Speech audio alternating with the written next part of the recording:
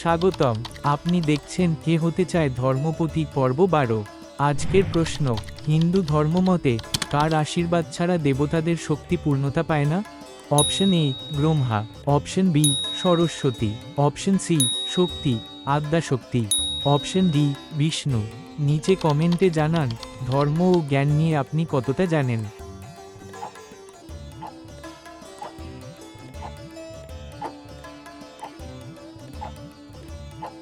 সঠিক উত্তর জানবেন পরবর্তী পর্বে। গত পর্বে আমরা প্রশ্ন করেছিলাম, ভগবদ গীতায় শ্রীকৃষ্ণ নিজেকে কী নামে অভিহিত করেন? সঠিক উত্তর অপশন বি পুরুষোত্তম।